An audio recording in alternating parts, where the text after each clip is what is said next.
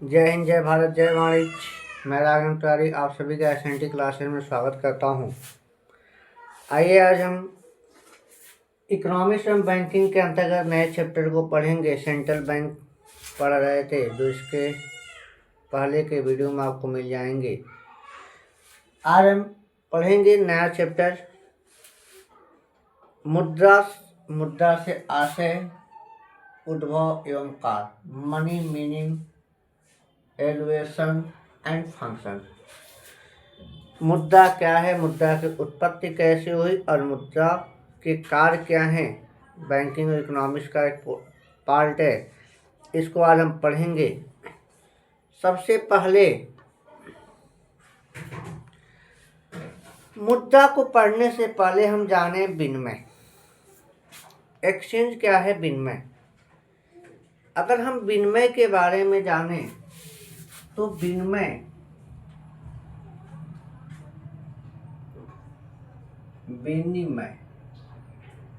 Exchange वस्तुओं एवं सेवाओं के ऐच्छिक, पारस्परिक एवं वैधानिक हस्तांतरण क्या कहलाता है, विनिमय कहलाता है।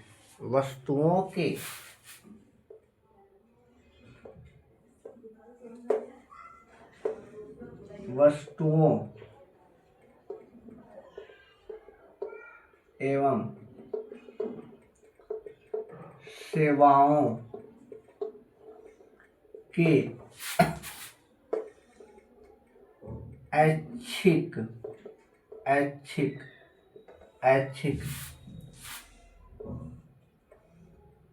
वैधानिक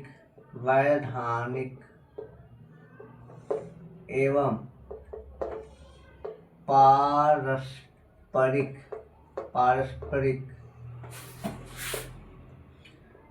हस्तांतरण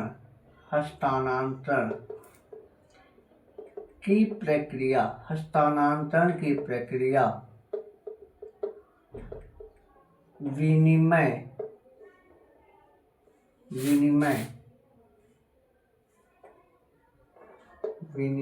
या एक्सचेंज कहलाती है।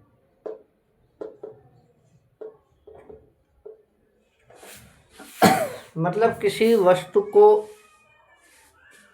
अगर एक व्यक्ति से दूसरे व्यक्ति के पास हस्तांतरित किया जा रहा है या कोई व्यक्ति किसी व्यक्ति के पास अपनी सेवा दे रहा है तो उसका शर्त है 3। वे शर्त 3 क्या है, विनिमय के 3 ही शर्त हैं और तीनों शर्त इस परिभाषा के अंतर्गत ही हैं। पहले क्या होना चाहिए, ऐच्छिक होना चाहिए, मतलब इच्छा, सेल्फ डिफरेंट होना चाहिए, सेल्फ होना चाहिए। अगला है वैधानिक, मतलब लीगल होना चाहिए। अगला है पारस्परिक, सहयोग की भावना होनी चाहिए। अगर ये तीनों शर्तें नहीं हैं तो वह किसी भी दशा में किसी वस्तु या सेवा का हस्तांतरण विनिमय नहीं होगा, एक्सचेंज नहीं होगा।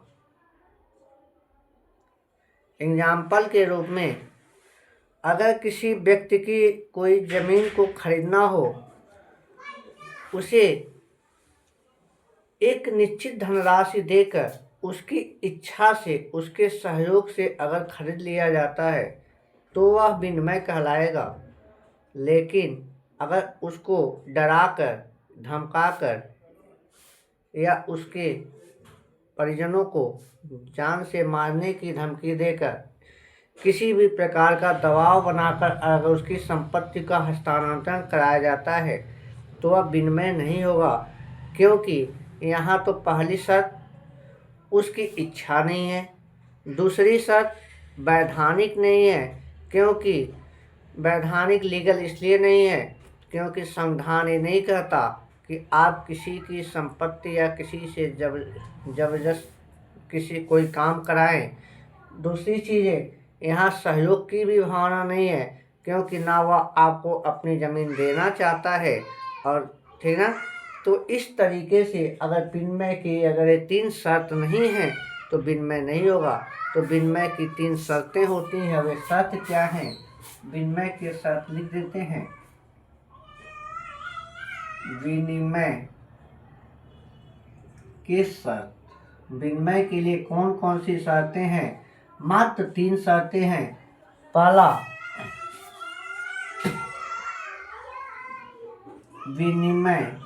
विनिमय ऐच्छिक होना चाहिए। ऐच्छिक होना चाहिए। विनिमय कैसा होना चाहिए? ऐच्छिक होना चाहिए। दूसरी शर्त है विनिमय वैधानिक होना चाहिए। वैधानिक होना चाहिए। और तीसरा है विनिमय पारस्परिक होना चाहिए। विनिमय पारस्परिक होना चाहिए।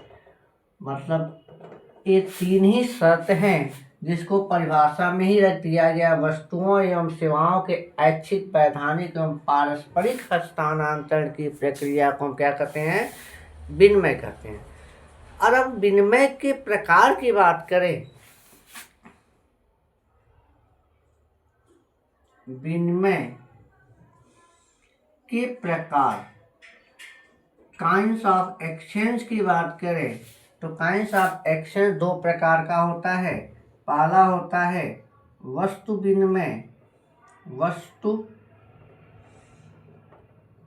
विनिमय और दूसरा होता है मुद्रा विनिमय। मुद्रा के बारे में पढ़ना था तो मुद्रा के पहले की प्रारंभिक चीज़ों को जानना जरूरी था। ठीक है, ये चीज़ें आपको बता दिया गया। पहला क्या है? विनिमय क्या होता है? वस्तुओं एवं सेवाओं के वैधानिक, ऐच्छिक एवं पारस्परिक हस्तांतरण विनिमय कहलाता है। इसके 3 शर्त होते हैं। पहला होता है इच्छा होना चाहिए, लीगल वैधानिकता होनी चाहिए और पारस्परिक अर्थात सहयोग की भावना होनी चाहिए। अगला है इसके प्रकार में आए तो वस्तु विनिमय विनिमय 2 प्रकार का होता है, वस्तु विनिमय और मुद्रा विनिमय। पहले हम वस्तु विनिमय के बारे में पढ़ेंगे और वस्तु विनिमय की कठिनाइयों को पढ़ेंगे। उसके बाद मुद्रा की टॉपिक आती है। ठीक है, आइए इसको देख लें, उसके बाद हम चलते हैं वस्तु विनिमय की तरफ।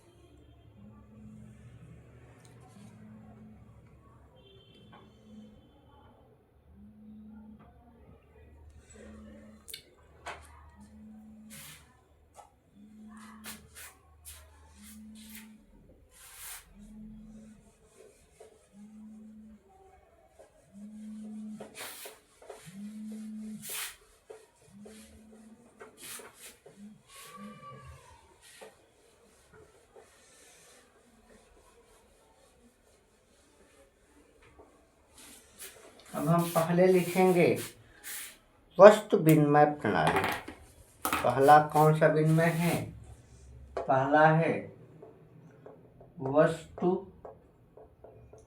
विनिमय प्रणाली। वस्तु विनिमय प्रणाली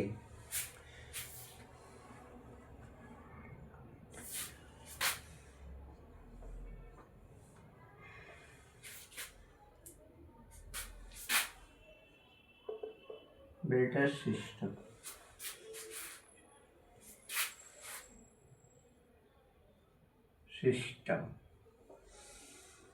अब देखिए वस्तु विनिमय प्रणाली क्या है।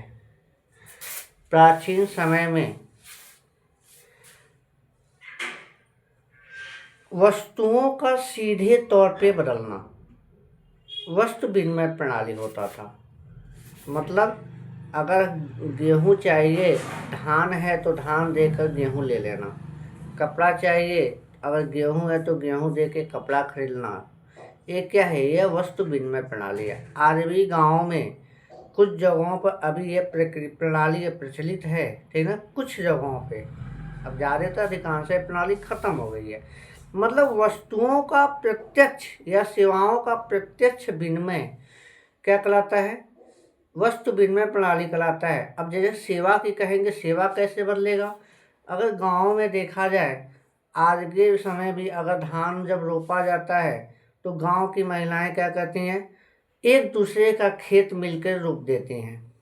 तो मतलब यहाँ सेवा का हस्तांतरण हुआ कि हम आपका काम कर दे रहे हैं, आप हमारा काम कर दीजिए। या किसी मजदूर के घर घर बन रहा है तो 4 लोग गांव के मिलके उसका काम करा देंगे, और जरूरत पड़ेगी तो बाकी मजदूर उसके घर पे जाके काम कर देंगे। मतलब इस तरीके से क्या, सेवा का हस्तांतरण। मतलब सेवा या वस्तुओं का प्रत्यक्ष रूप से हस्तांतरण ही क्या कहलाता है? वस्तु विनिमय कहलाता है। यह वस्तुओं के द्वारा, ठीक है ना, सीधे तौर पर एक वस्तु को बदलने की क्रिया क्या कहलाती है? वस्तु विनिमय कहलाती है। आइए इसको लिख लेते हैं।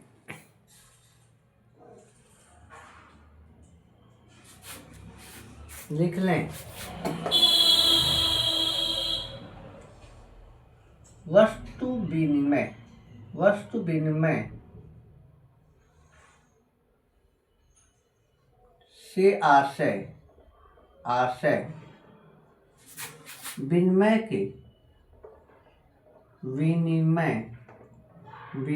के उस प्रक्रिया से है, उस प्रक्रिया से है जिसमें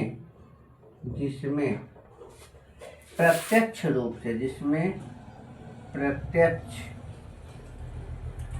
रूप से, प्रत्यक्ष रूप से वस्तुओं एवं सेवाओं का हस्तांतरण किया जाता है। अब यहाँ सीधे तौर पे वस्तुओं एवं सेवाओं का अदला बदली किया जा रहा है, तो इसलिए इसे हम प्रत्यक्ष विनिमय भी कहते हैं। वस्तु विनिमय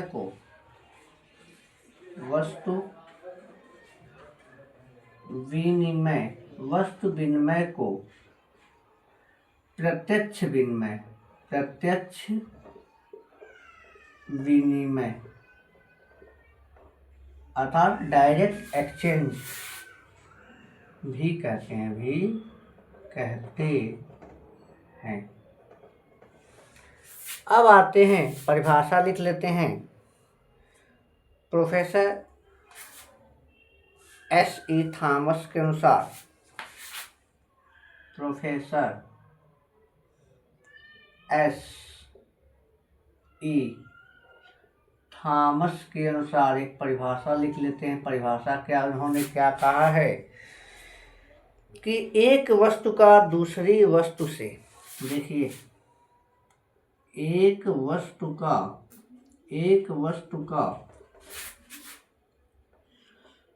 दूसरी वस्तु से प्रत्यक्ष विनिमय,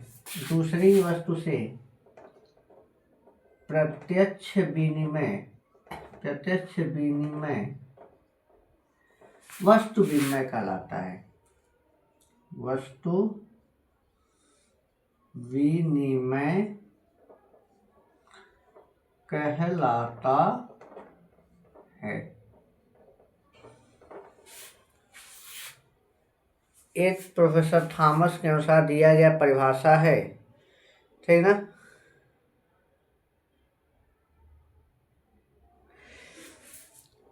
वस्तु विनिमय आप समझ गए, लेकिन वस्तु विनिमय में कुछ कठिनाइयाँ थीं, कुछ दिक्कतें थीं, जिसके वजह से वस्तु विनिमय को आज के समय में लागू करना उतना सरल नहीं है।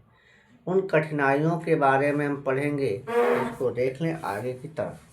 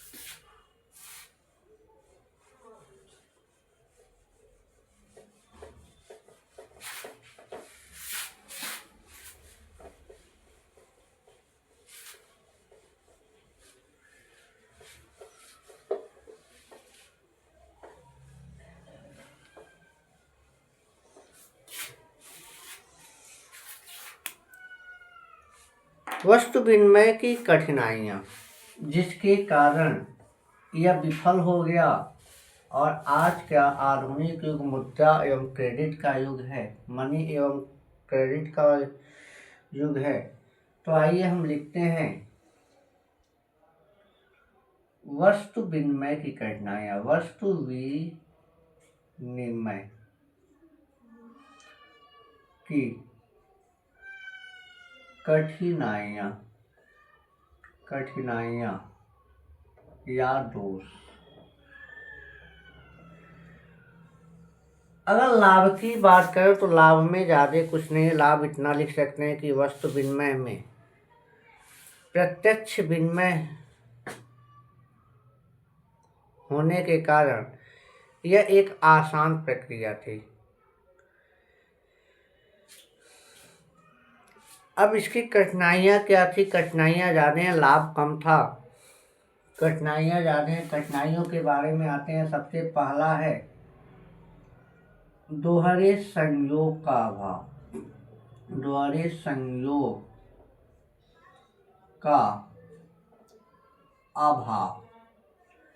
वस्तु विनिमय की सबसे बड़ी कठिनाई ये है कि दोहरे संयोग का अभाव, कि अगर कि हमारे पास कोई वस्तु है, उस वस्तु के बदले में कोई दूसरी वस्तु की इच्छा है, तो सबसे पहले ऐसे व्यक्ति को ढूंढना पड़ेगा जो हमारी वस्तु को लेने के लिए तैयार हो और अपनी वस्तु देने के लिए तैयार हो। मतलब एक विनिमय की दशा में सबसे पहले क्रेता एवं विक्रेता को ऐसे व्यक्ति को ढूंढना पड़ेगा जो एक दूसरे की वस्तु को बदलने के लिए तैयार हों। यह सबसे बड़ी कठिनाई है जिसे हम दोहरे संयोग के अभाव के अंतर्गत लिखते हैं। जैसे एग्जाम्पल के रूप में, अगर हमें कपड़ा चाहिए और हमारे पास गेहूं है, तो हमें ऐसे व्यक्ति को ढूंढना पड़ेगा जो हमारी गेहूं को लेने के लिए तैयार हो और हमारी ज़रूरत के कपड़े को देने के लिए तैयार हो। तो ऐसा व्यक्ति मिलना कठिन होता है और बहुत कठिनाई से ऐसे व्यक्ति मिलते हैं। इसलिए यह पहला दोष है, पहली कठिनाई है वस्तु विनिमय की। दूसरी कठिनाई के अंतर्गत आते हैं वस्तुओं के विभाजन की कठिनाई। दूसरा है वस्तु के विभाजन की कठिनाई। वस्तु के विभाजन की कठिनाई। अगर बात करें कि कुछ वस्तुएं ऐसी होती हैं जिनका विभाजन करना अर्थात बांटने के बाद उनका अस्तित्व खत्म हो जाता है। जैसे जीवित स्कंध, मतलब जैसे जीवित जो जानवर होते हैं, पशु होते हैं, अगर उनको हम किसी वस्तु के बदले में अगर बांटना चाहें तो उनका अस्तित्व खत्म हो जाएगा। तो ऐसे वस्तुओं का हम विभाजन नहीं कर सकते। एग्जाम्पल के रूप में, अगर हमें एक बकरी है और उस बकरी के बदले में हमें धान और गेहूं दोनों चाहिए, तो सबसे पहले तो ऐसे व्यक्ति को ढूंढना पड़ेगा जो हमारी बकरी लेकर हमें गेहूं और धान देने के लिए तैयार हो। अगर मिल जाता है तो सही है, अगर नहीं मिलता है, दो व्यक्ति मिल रहे हैं, एक के पास गेहूं है, एक के पास धान है, तो हम क्या करेंगे? क्या बकरी को काट देंगे? या बकरी को काट देंगे? अगर काट देते हैं तो बकरी का वजूद क्या होगा? उसकी वजूद तो खत्म हो जाएगी। तो इस तरह से किसी भी जीवित स्कंध को हम विभाजित नहीं कर सकते, इसलिए वस्तु के विभाजन की कठिनाई वस्तु विनिमय में एक बड़ी कठिनाई थी। तीसरा है एक सर्वमान्य मूल्य मापन का अभाव। तीसरी कठिनाई थी एक सर्वमान्य मूल्य मापक का अभाव। मूल्य मापक का अभाव।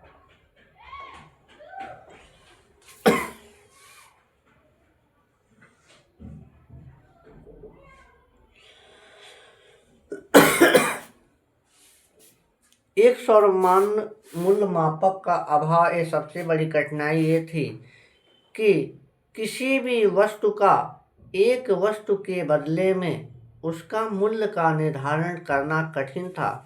ठीक ना? जैसे आज के समय में अगर गेहूं का दाम जो है उस रेट पे गेहूं खरीदा बेचा जा सकता है, कपड़े का जो दाम है उस दशा में कपड़े को खरीदा बेचा जा सकता है मुद्रा के माध्यम से, लेकिन वस्तु विनिमय में कपड़े के बदले में कितना गेहूं दिया जाए इसका कोई सही निर्धारण नहीं हो पाता था, अर्थात मूल्य का सही आंकलन नहीं हो पाता था। इसलिए ये सबसे बड़ी कठिनाई थी वस्तु विनिमय में, एक सर्वमान्य मूल्य मापन का अभाव। अगला है मूल्य संचय की कठिनाई। चौथा है मूल्य संचय की कठिनाई। मूल्य संचय की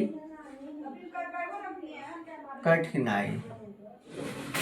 मूल्य संचय की कठिनाई ये है कि वस्तु विनिमय प्रणाली में जो मूल्य है, जो वस्तुएं हैं, उन्हें लंबे समय तक संभाल के रखना कठिन होता था। ठीक ना?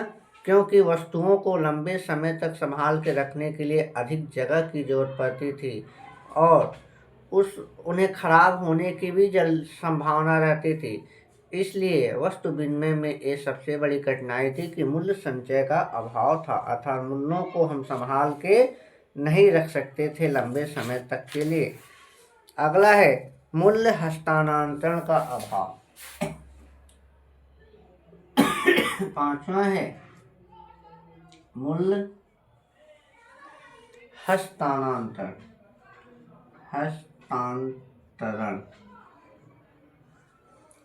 का अभाव। वस्तु विनिमय में यह कठिनाई थी कि मूल्यों का हस्तांतरण नहीं किया जा सकता था। जैसे एग्जाम्पल के रूप में अगर कोई अस्थायी संपत्ति है, एक शहर से दूसरे शहर में अगर ले जाना हो तो उसे ले जाना आसान नहीं था। क्यों? क्योंकि पहले तो ऐसे व्यक्ति को ढूंढना पड़ेगा जो हमारी संपत्ति को लेकर अपनी संपत्ति देने के लिए तैयार हो। अगर रिवैल्यूएशन के अकॉर्डिंग चलें तो अगर बड़े शहर की बात हो तो बड़े शहर की जो संपत्ति होगी, अस्थायी संपत्ति महंगी होगी, छोटे शहर में जो संपत्ति होगी सस्ती होगी। तो क्या इस दशा में मूल्यों का हस्तांतरण संभव हो सकता था? वस्तु विनिमय में नहीं हो सकता था, इसलिए यह वस्तु विनिमय की कठिनाई थी। अगला है भावी भुगतान का अभाव। छठवां है भावी भुगतान का अभाव। भावी भुगतान का अभाव का मतलब भविष्य में अगर किसी भी लिए गए ऋण का भुगतान करना है तो कितनी मात्रा में भुगतान किया जाए कि वर्तमान में वस्तु के मूल्य और भविष्य में वस्तु के मूल्य का जो सामंजस्य जो संबंध है वह इक्वल हो जाए, बराबर हो जाए, ठीक ना। तो इसका यह सबसे बड़ा अभाव था कि भविष्य में किए जाने वाले किसी भी ऋणों का भुगतान यह असंभव था, ठीक ना।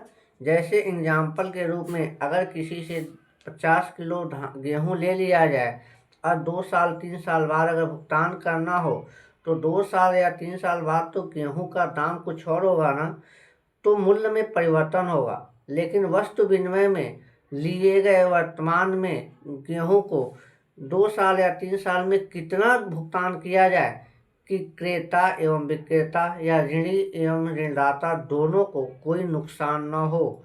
तो इस तरीके की समस्याएं थी वस्तु विनिमय में। अरे आपके 6 जो समस्याएं हैं वस्तु विनिमय की, इन्हीं समस्याओं को दूर करने के लिए आपके मुद्रा का जन्म हुआ, मुद्रा विनिमय। तो 2 लाइन मुद्रा विनिमय के बारे में भी लिख लेते हैं, उसके बाद कल से पढ़ेंगे मुद्रा के बारे में।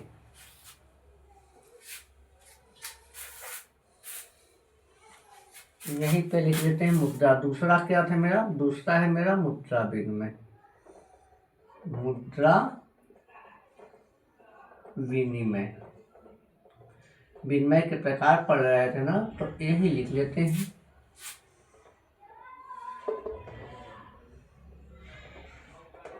मुद्रा के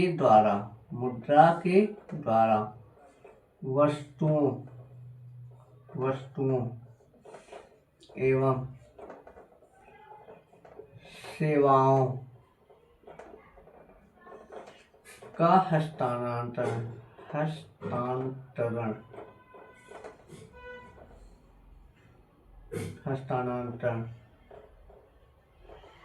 करने की क्रिया मुद्रा विनिमय कहलाती है। मुद्रा विनिमय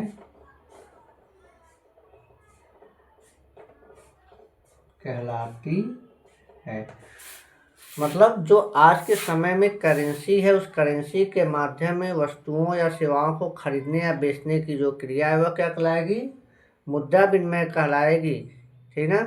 ये था विनिमय के प्रकार और विनिमय के बारे में हमने पढ़ा। कल से हम इसके बाद के वीडियो में हम पढ़ेंगे मुद्रा की उत्पत्ति और मुद्रा के